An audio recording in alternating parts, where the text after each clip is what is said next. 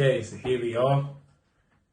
First one back, first one here, first one doing this. So yeah, reading between the lines every single time.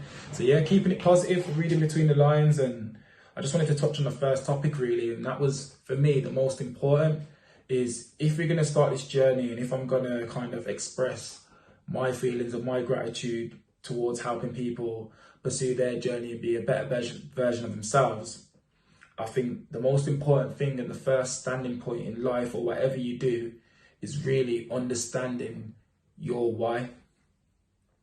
Don't make that go over your head. It's literally understanding your why. So what is your reason for doing anything that you do? Why do you do it? Why do you want to get up in the morning and graft and grind? And why do you put yourself through the torture? Because I know it's all good sometimes when we're winning and we're happy, everything's great. But when you're sad and things aren't going well, do you find yourself in a position where you're easily, let's say, crumbling and easily knocked off your plan and you don't want to do it?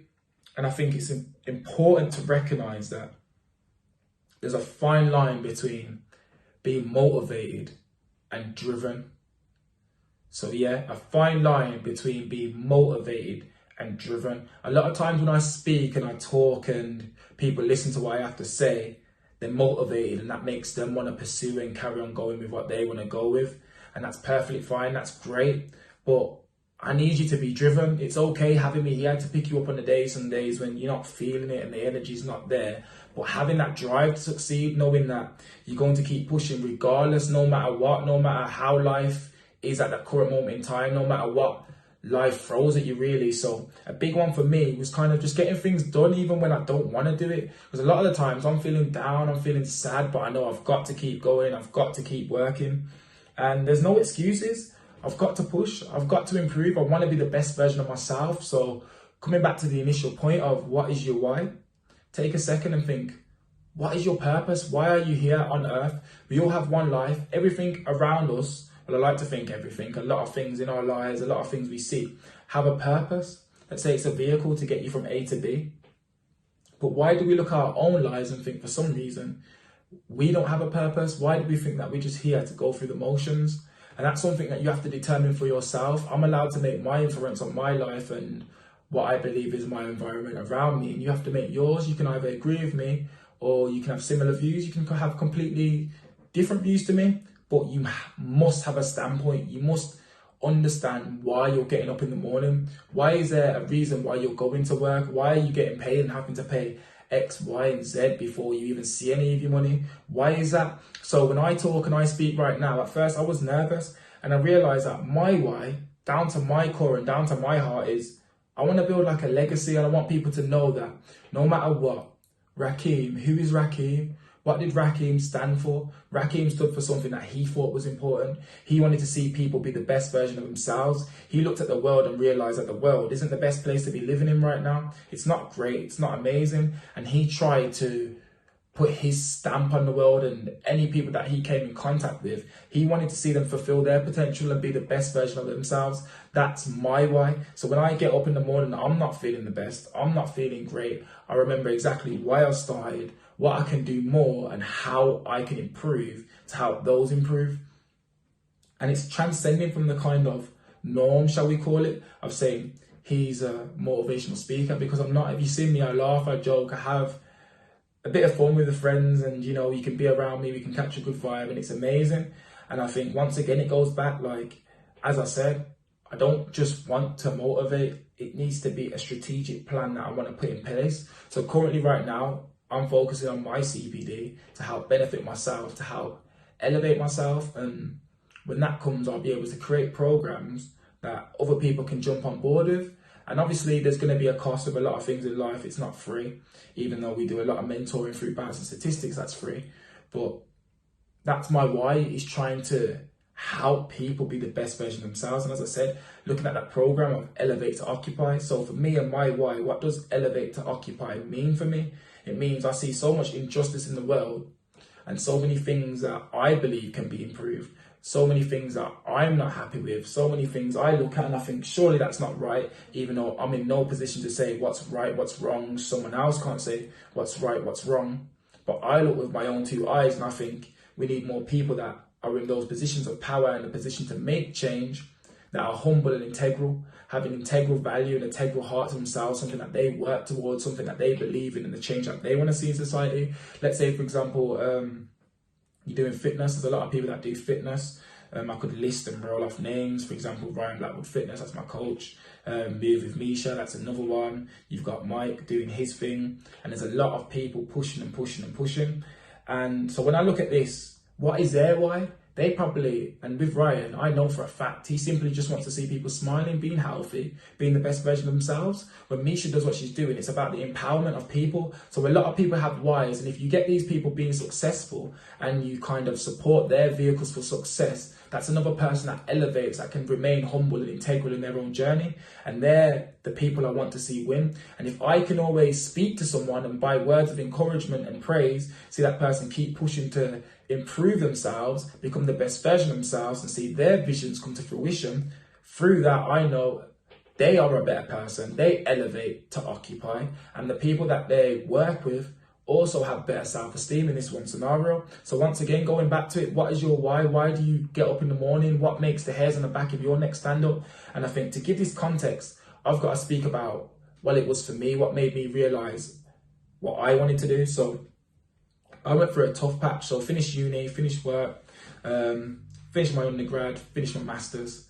That was me, ready to go attack the world. I was looking for a job, looking, and because of past mistakes, past things that I went through, I was unable to get the job of my choice. I was struggling. So I went through a good 8 months, I think it was, 8 months of time, and 8 months, probably even longer, near enough a year, no real job. I literally had a job in a warehouse, which was sporadic shifts, nothing that I could count on, which my friend Daryl sorted for me. Was working, trying my best in a warehouse, back aching, still going to the gym before, after, trying to stay focused. And not for one reason did I curl up, not for one reason or one moment did I complain and get complacent and moan and feel sorry for myself, because I'm one that's going to accept my liability and keep pushing and keep moving forward. And in this one scenario here, even though things weren't going to plan, I always knew my why. And whether you're religious or not, in this one moment, I'm not one that prays often. I pray very, very rarely. But I remember at some point this was all happening, and I prayed and I said to the Lord, I said, Lord, use me as, let's say, an anchor to push forward your vision. Because in my heart, you see my heart, you see what I'm trying to do. You're trying to use us and utilize us how you believe. I like to think that people should be used. And I said, I have a clean heart. However you see me doing it, I have a passion to help others. Help me do this. And from that moment there, I think I started seeing things go the direction I wanted to, because I wasn't chasing money. At times, I remember I had a bailiff at my door for £300. I didn't even have 300 quid. And that was it. I couldn't ask mom. I didn't want to go back to that lifestyle, you know, on the roads, doing certain acts that obviously are going to land you up in a certain scenario. Because I was past that. I've already been to uni. I've got 2 degrees under my belt. So it was trying to stay focused for me. And that was probably a big trial and tribulation for me. And that was a big moment in my life when I realized and I learned for myself, okay, what does Raheem Reid want? Who is Raheem Reid? What is his why?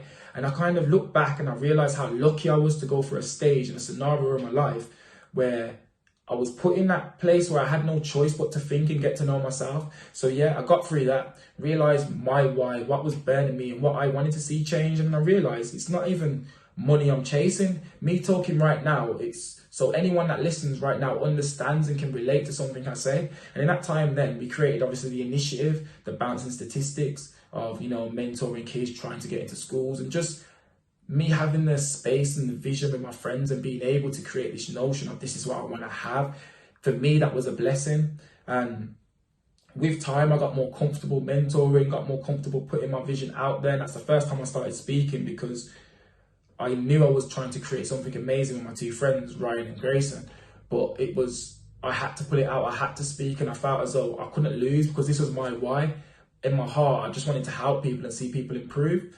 And that was a big turning point in my life, and a big stage in my life for me, where I learned and I developed a lot. And from there, you know, everything else started taking a bit of motion. I got the job that I wanted. I didn't even have a proper interview.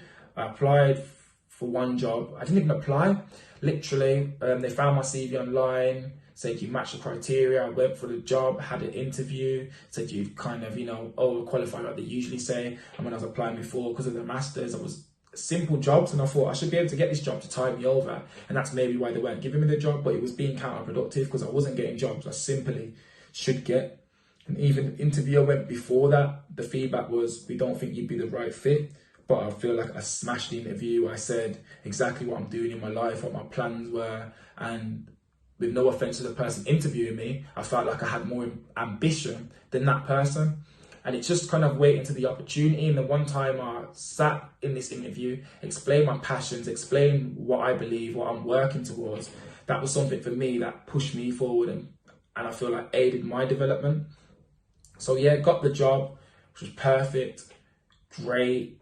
Had the interview, literally met with the other director, sat down, had a nice talk.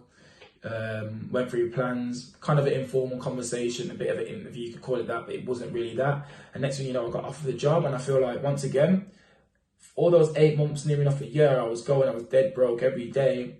Family's kind of stressing me out, asking me what I'm doing, just get a job to tie you over, even though I knew I was trying. And as you know, nowadays you can be on LinkedIn or Reid as it is, and you can just apply for a job at a click of a button. And I was just clicking, copy, paste, cover letter, change the name, but nothing was working. It seemed like nothing was working, and maybe because I was going for things that weren't meant for me, and I needed time to sit back and recognize my why and recognize who I was and what it is I really want to do and what it is I think I'm here to do.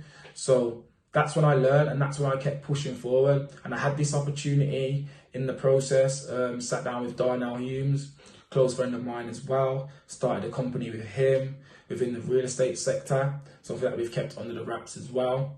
And we've been pushing and just learning and educating, and I think I can't do anything more than that. And that is my why. I know what my why is. So if you want to leave kind of a notion with you and a sticking point, it's, what is your why? Why are you here? Why do you want to get up in the morning? What do you want to do? And I think it's important to recognize, because the same thing happened with me, is when you're going through your trials and tribulations, there's a lot of people that want to knock you off your path, see you do different things that you really don't want to do. And if you don't want to do it, that's not me saying you don't have to make sacrifices, because I had to make sacrifices. I was working in that warehouse, grafting, grinding, getting there for 6 o'clock in the morning. And a part of me was thinking, why am I here at 6 in the morning, moving boxes, doing this? And I went to uni. Surely this isn't the script. Surely this isn't the plan. But it was a sacrifice I had to make. And it's not me saying that if you're in that environment, you shouldn't be there, because a lot of people do that and they enjoy that, but it just wasn't in my vision of what I wanted for myself and my life. But it was something I'd done, didn't complain, never have complained with what I was doing. Maybe some days I got up and I didn't want to, but it is what it is. It's a learning curve. So I was lucky to learn. I was lucky to find my why, find my purpose. And it's important to recognize that the circumstances which you find your purpose and you find your why are going to differ for me, differ for someone else. They're going to differ from person to person, but just kind of have time to yourself to recognize. And with the COVID-19 and lockdown, I like to think that you use that time to get to know yourself, because you were forced to get to know yourself. You were locked indoors a lot of the time. There wasn't the objections and the chances, and you didn't really have the opportunity either to go out and have those drinks with your friends. It was more, let's sit down and hopefully get to know yourself. And even if you didn't, and you feel as though you didn't use that time and you took it for granted, really, you can always do it now. Always do it now, even if it's switching off earlier at night and having a deep thought and going on walks and reflecting. And that's something that I push for. So really, for this episode right now, it's just getting to know your why, getting to know your purpose. And from there, you can make the active steps to keep moving forward and keep pushing for progress. Reading between the lines. Have a great day. And that is me, over and out.